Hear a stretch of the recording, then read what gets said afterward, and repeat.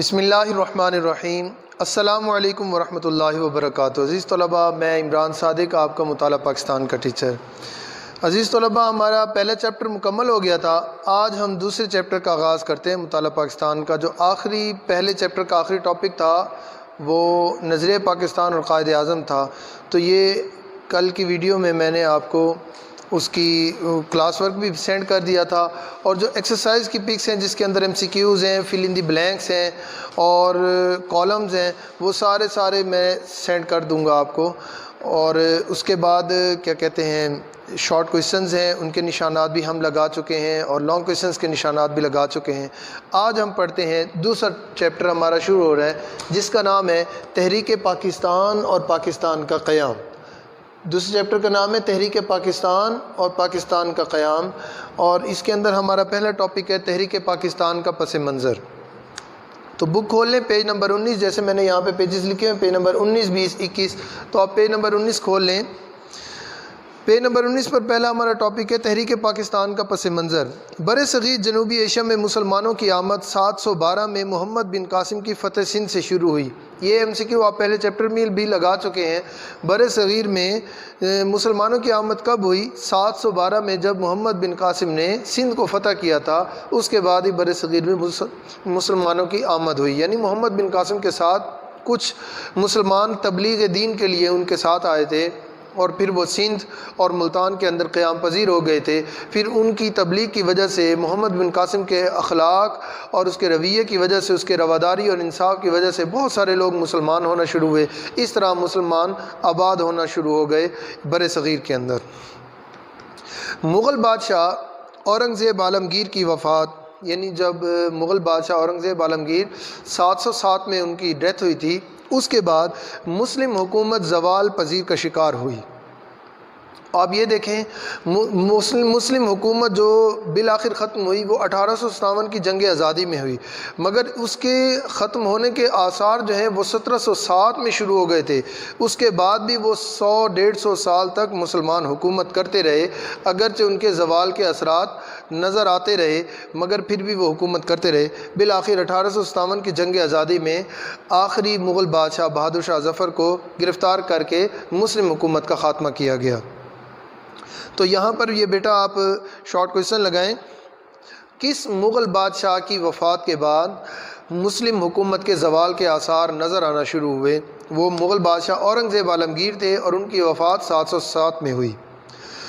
لیکن اس کے چند ہی سال بعد حضرت شاہ ولی اللہ کی شکل میں ایک مصلح کہتے ہیں اصلاح کرنے والا، لوگوں کے رویوں کی، لوگوں کی تربیت کرنے والا، لوگوں کے رویوں کی اصلاح کرنے والا، اور مجدد، تجدید کرنے والا، یعنی پرانی چیزوں کو چھوڑ کر نئی چیزیں جدید دور کے مطابق لوگوں کو اسلام کی روشنی دینے والا، اسلامی تعلیمات سے آگاہ کرنے والا حضرت شاہ ولی اللہ رحمۃ اللہ تعالیٰ علیہ کی شکل میں ایک مجدد اور مصلح سامنے آیا، جس کے آنے سے بر صغیر میں اسلام اور مسلمانوں کا بول بالا ہوا، اور مسلمانوں کی جد و جہد شروع ہوئی۔ اسلام اور مسلمانوں کی بقا کے لیے ایک تحریک کا آغاز ہوا۔ سیاسی سطح پر انگریزوں نے تجارتی ایسٹ انڈیا کمپنی کے نام پر اپنا اثر و رسوخ خوب بڑھایا۔ ہاں جی، یہ شارٹ کویشچن بنائیں آپ کہ انگریزوں نے سیاسی سطح پر اپنا اثر و رسوخ کیسے بڑھایا؟ سیاسی سطح پر انگریزوں نے اپنا اثر و رسوخ کیسے بڑھایا؟ ایسٹ انڈیا کمپنی قائم کر کے۔ ایسٹ انڈیا کمپنی قائم کر کے انگریزوں نے سیاسی سطح پر اپنا اثر و رسوخ خوب بڑھایا۔ 1757 میں بنگال کے نواب سراج الدولہ، بنگال کے نواب کا کیا نام ہے؟ یہ ایم سی کیو لگائیں، سراج الدولہ۔ اور کون سے نواب نے انگریزوں کا راستہ روکنا چاہا؟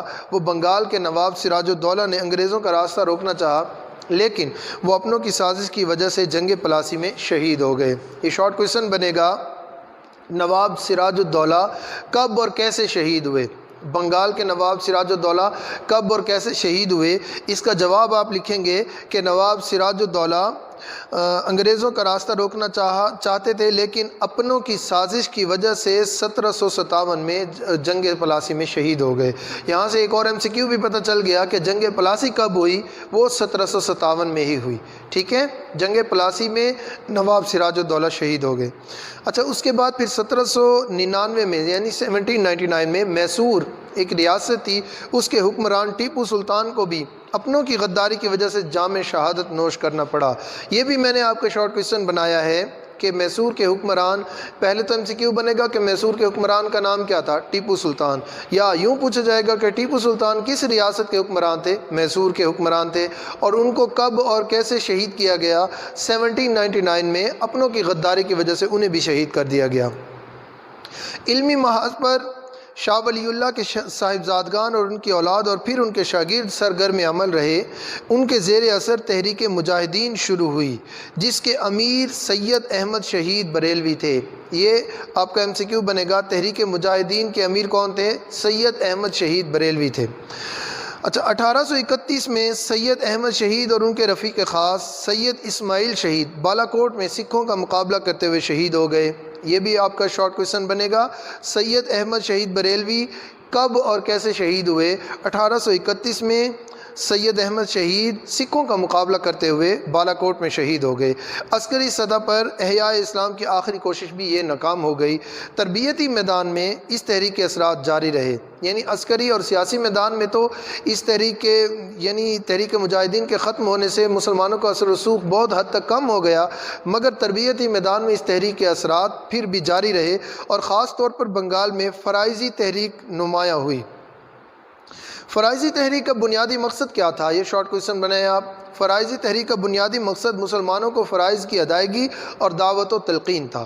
فرائضی تحریک کا بنیادی مقصد کیا تھا؟ بنیادی مقصد مسلمانوں کو فرائض کی ادائیگی اور دعوت و حق کی تلقین کرنا تھا۔ 1857 کی جنگ آزادی بھی مسلمانوں کے سیاسی احیاء اور استقلال کی ایک کوشش تھی۔ تحریک علی گڑھ اور سر سید احمد خان۔ جنگ آزادی میں ناکامی کے ساتھ ہی بر صغیر کے مسلمانوں کی تاریخ کا سیاہ ترین دور شروع ہو گیا۔ مسلمانوں کی تاریخ کا سیاہ ترین دور کب شروع ہوا؟ جنگ آزادی کی ناکامی کے بعد۔ جیسے کہ ہم نے پچھلے چیپٹر کے اندر ہندوستان میں مسلمانوں کی معاشی محرومی کے حوالے سے جو ڈسکس کیا تھا، وہ بھی جنگ آزادی کی ناکامی کے بعد ہی مسلمانوں کا سیاہ ترین دور شروع ہوا، جب انگریزوں اور ہندوؤں نے مل کر مسلمانوں پر مظالم ڈھائے تھے۔ مسلمان بحیثیت قوم انگریزوں کی نفرت اور انتقامی کارروائیوں کا نشانہ بنے۔ ان حالات میں سر سید احمد خان نے تحریک علی گڑھ کے ذریعے قوم کی رہنمائی کا بیڑا اٹھایا۔ سر سید احمد خان تحریک علی گڑھ کے مقاصد سر سید احمد خان کی تحریک علی گڑھ کے مقاصد درج ذیل تھے۔ ہاں جی، تحریک علی گڑھ کے بانی کون تھے؟ سر سید احمد خان۔ اور اس تحریک کے مقاصد کیا تھے؟ یہ بھی میں نے آپ کا شارٹ کوئسچن بنایا ہے۔ اس کے اندر 3 مقاصد لکھے ہوئے ہیں، آپ نے ان میں سے کوئی اس سے 2 لکھ لینے ہیں، اور اگر پیپر کے اندر کوئسچن آ جائے تحریک علی گڑھ کے مقاصد لکھے تو پھر آپ تینوں لکھیں گے۔ اگر وہ پوچھے تحریک علی گڑھ کے 2 مقاصد لکھیں، عموماً سوال یہی آتا ہے تحریک علی گڑھ کے 2 مقاصد تحریر کریں، پھر آپ نے صرف 2 لکھنے ہوں گے۔ نمبر 1، حکومت اور مسلمانوں کے درمیان اعتماد بحال کرنا، مسلمانوں نے بر صغیر کو جدید علوم اور انگریزی زبان سیکھنے کی طرف راغب کرنا، اور مسلمانوں نے بر صغیر کو سیاست سے باز رکھنا۔ آپ 17 اکتوبر 1817 کو دہلی میں پیدا ہوئے۔ یہ شارٹ کوئسچن ہے، سر سید احمد خان کب اور کہاں پیدا ہوئے؟ سر سید احمد خان 17 اکتوبر 1817 کو دہلی میں پیدا ہوئے۔ آپ نے مسلمانوں کی تعلیمی، سیاسی اور مذہبی ترقی کے لیے عملی کام کیا۔ آپ نے اس بات کا اندازہ لگا لیا تھا کہ مسلمان تعلیم کے بغیر ترقی نہیں کر سکتے تھے۔ 1859 میں آپ نے مراد آباد میں ایک اسکول قائم کیا۔ 1863 میں آپ نے غازی پور میں سائنٹیفک سوسائٹی کی بنیاد رکھی۔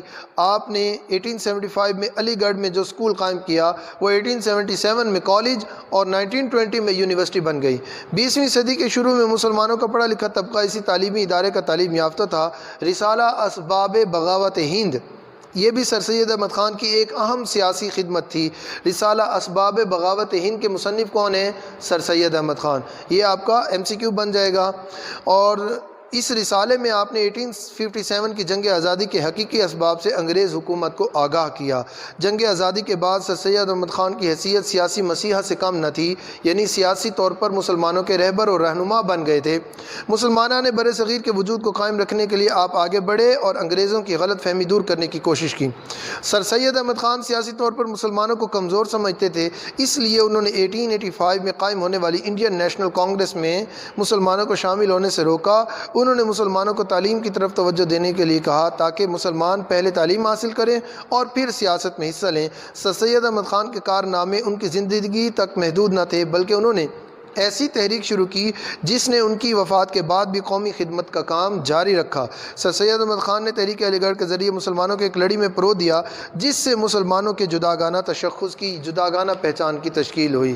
تو بیٹا یہ آج ہم نے دو ٹاپک ڈسکس کیے، ایک تحریک علی گڑھ اور سر سید احمد خان، اور دوسرا تحریک پاکستان کا پس منظر۔ تو اس کے اندر میں نے ایم سی کیوز اور شارٹ کویشچن بنائے ہیں، جو ان میں سے آپ نے صرف 5 ایم سی کیوز اور 5 شارٹ کویشچن آپ نے کلاس ورک میں کرنے ہیں، اور یہ تحریک علی گڑھ والا جو ٹاپک ہے یہ آپ نے مکمل یاد کرنا ہے۔ یہ آپ کا تفصیلی سوال نمبر 1 ہے، تحریک علی گڑھ، یہ آپ نے مکمل یاد کرنا ہے۔ اور آپ کو اس لیکچر میں کوئی چیز سمجھ نہ آئی ہو، آپ مجھ سے پرسنلی رابطہ کر سکتے ہیں۔ اللہ تعالیٰ ہم سب کا حامی و ناصر ہو۔ السلام علیکم ورحمۃ اللہ۔